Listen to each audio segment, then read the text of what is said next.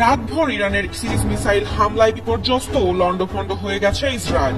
শনিবার রাতে যাবৎকালের সবচেয়ে ভয়াবহ হামলার মুখোমুখি হয় দেশটি। ভোরের আলো ফুটতেই সেই ক্ষত দৃশ্যমান হচ্ছে। বিশ্ববাসী দেখছে ধ্বংসস্তূপে পরিণত হওয়া ইসরায়েলকে। বিমান হামলার সতর্কতা সাইরেনের শব্দে নিরাপদ আশ্রয়ের খোঁজে জনগণের দিক দিকে ছুটাছুটি, শত শত আবাসিক ভবনের ধ্বংসস্তূপ সরাতেই দেখা যাচ্ছে একের পর এক লাশ।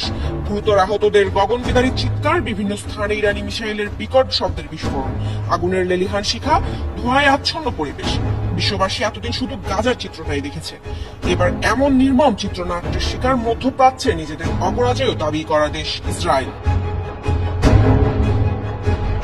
লন্ডভন্ড আর তছনছ হওয়া ইসরায়েলের এমন পরিণতি হবে বিশ্ববাসী তো বটেই, দেশটির মানুষও হয়তো কল্পনা করতে পারেন। অত্যাধুনিক মার্কিন ক্ষেপণাস্ত্র প্রতিরক্ষা ব্যবস্থা থার্ড কিংবা ইসরায়েলি আয়রন ডোম প্রতিরক্ষা ব্যবস্থাকে চুরমার করে ইরানি মিসাইল ঘুরিয়ে দিয়েছে ইসরায়েলের প্রতিরক্ষা সদর দপ্তর। রাজধানী তেল আবিবের অবস্থা হয়েছে বর্তমান গাজা উপত্যকার মতো। শনিবার রাত ছিল ইসরায়েলের জন্য এক বিভীষিকাময় রাত। এ রাতে হাইফা, তেল আবিব, বাতিয়াম, জেরুজালেম সহ ইসরায়েলের প্রায় সব গুরুত্বপূর্ণ শহরে আঘাত হানে ইরানের মিসাইল। একই সঙ্গে ইসরায়েলের দিকে মিসাইল ছড়ে ইরানের অন্যতম প্রক্সি গ্রুপ হিসেবে পরিচিত ইয়েমেনের প্রতিযোগীরা। গাজা উপত্যকার হামাস যোদ্ধারাও চুপচাপ বসে থাকেনি। তারাও একই রাতে ছড়ে কয়েক ডজন রকেট। ত্রিমুখী হামলায় দিশেহারা হয়ে পড়ে ইসরায়েল।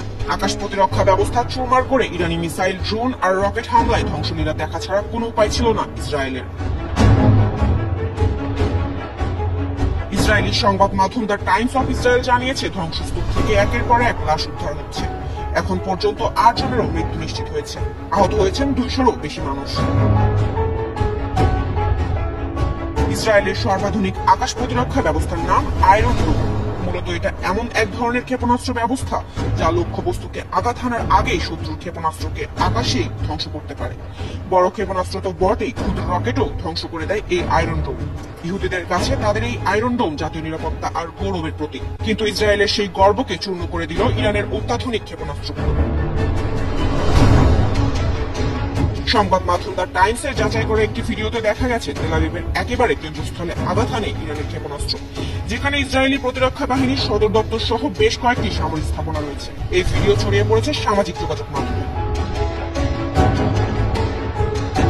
19 সেকেন্ডের ওই ক্লিপে দেখা যায় ইসরায়েলের আয়রন ডোম একটি ইরানি ক্ষেপণাস্ত্রকে বাধা দেওয়ার চেষ্টা করছে। তবে ক্ষেপণাস্ত্রটি ওই আয়রন ডোম ভেঙে চোখের পলকে প্রতিরক্ষা সদর দপ্তরে আঘাত হানে। লন্ডভন্ড হয়ে যায় মধ্যপ্রাচ্যের অন্যতম শক্তিশালী দেশ ইসরায়েলের রাজধানী তেল আবিব।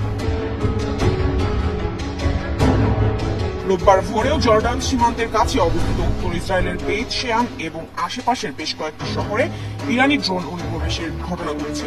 এসব এলাকায় সাইরেন বাজছে। মানুষ আশ্রয় কেন্দ্রে যেতে ছোটাছুটি শুরু করেছে বলে জানিয়েছে ইসরায়েলি গণমাধ্যম। দেশটির প্রতিরক্ষা বাহিনী আইডিএফ জানিয়েছে, ড্রোনগুলো প্রতিহত করতে আকাশ